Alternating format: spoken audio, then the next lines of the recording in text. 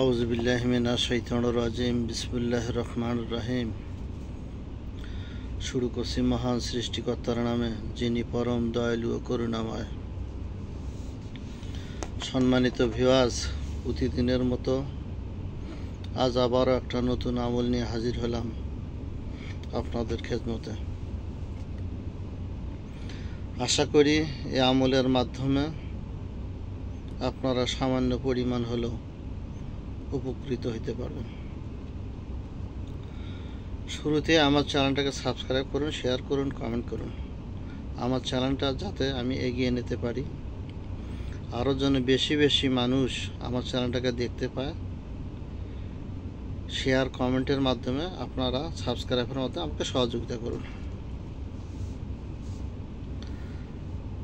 আজকের বিষয়টা হচ্ছে দুষ্ট জিনের উপর আগুনের গোল্লা নিক্ষেপ করার আমল। দুষ্ট জিনের উপর আগুনের গোল্লা ফেলানোর আমল। বিশেষ করে আমরা যারা জিনে আক্রান্ত, জাদু আক্রান্ত ব্যক্তিদের চিকিৎসা করে থাকি, চিকিৎসা ক্ষেত্রে দেখা যায় কিছু অবাধ্য, খবিশ, বেয়াদব জিন আছে,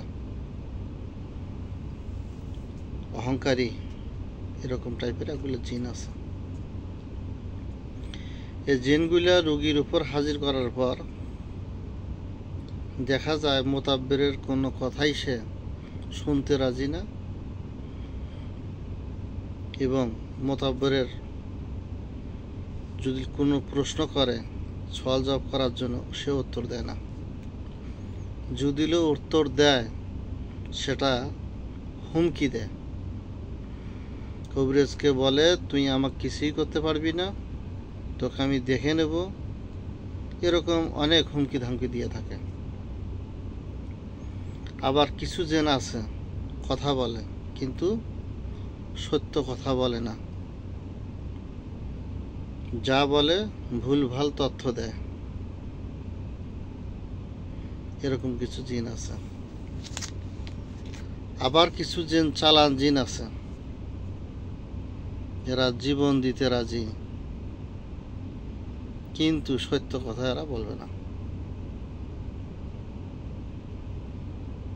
এই সমস্ত জিনকে বাধ্য করতে হলে অবশ্যই এই জিনটাকে শাস্তি প্রদান করতে হবে। এই শাস্তি প্রদান করার জন্য অনেক সিস্টেম আছে,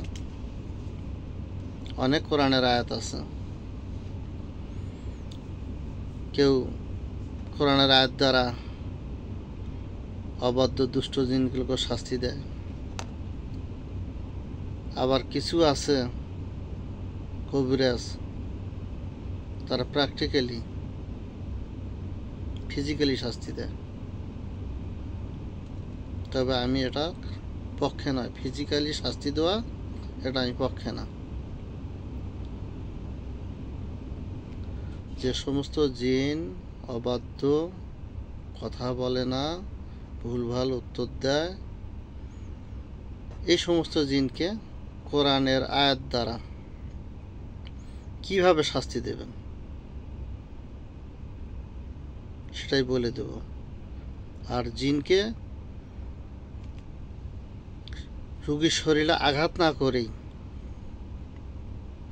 কোরআনের আয়াত দেওয়া শাস্তি দেওয়া সবচাইতে উত্তম। যা কথা আর বাড়াবো না, আমলের দিকে যাচ্ছে। আপনারা মনোযোগ সহকারে শুনুন, যাতে বুঝতে কোনো অসুবিধা না হয়। আমি খুলে বলবো। এখন বিষয়, দুষ্ট জিনের উপর আগুনের গোল্লা নিক্ষেপ করার আমল। সর্বপ্রথম মোতাব্বেরকে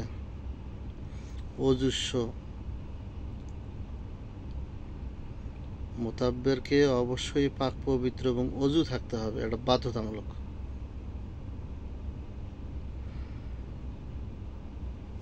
আর মোতাব্বের অবশ্যই 5 ওয়াক্ত নামাজি হবে, কারণ বেনামাজির দোয়া আল্লাহ কবুল করে না। এটা আপনাকে স্মরণ রাখতে হবে। আমলের শুরুতেই একবার দুরূদ শরীফ পড়তে হবে। আমলের শুরুতেই একবার দুরূদ শরীফ, একবার তওবা ইস্তিগফার পড়ে নেবেন। এরপর আপনি নিয়ত করবেন, হে আল্লাহ, আমি যে আয়াতটার কথা বলবো এখন, সূরা জারিয়াত আয়াত নাম্বার 13। আবার এই সূরার 44 লং আয়াত, 44 লং আয়াত একবার, সূরা জারিয়াতের 13 নম্বর আয়াত একবার এবং 44 নম্বর আয়াত একবার পাঠ করবেন। পাঠ করে নিয়ত করে ফু দেবেন, হে আল্লাহ, এই আয়াতের ওসিলায় ওই জিনটার মাথার ওপর বা শরীরে আগুনের গোলা নিক্ষেপ করা হোক। এটা আপনি নিয়ত করে নেবেন। নিয়ত করে এইভাবেই বলবেন।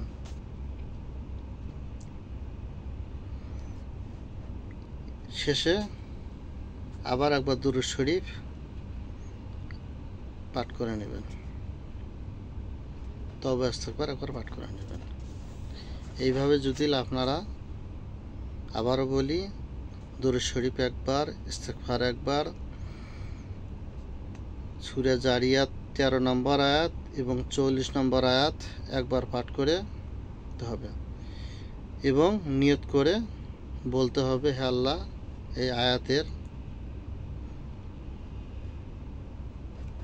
এই আয়াতের ওসিলায় ওই জিনটাকে শরীরে আগুনের গোলা নিক্ষেপ করা হোক। জিনটাকে আগুনের গোলা দ্বারা নিক্ষেপ করে শাস্তি প্রদান করা হোক, আমিন। শেষে আবার একবার দুরূদ শরীফ একবার ইস্তিগফার করে নেবেন। দেখবেন যত বড়ই কঠিন অবাধ্য জিন হোক, যখন তার শরীরে আগুনের গোলা নিক্ষেপ করা হবে, সে নত স্বীকার করতে বাধ্য হবে। আজকের আমল এটাই ছিল। আপনারা ভালো থাকেন, সুস্থ থাকেন। আসসালামু আলাইকুম ওয়া রাহমাতুল্লাহ, ফি আমানিল্লাহ।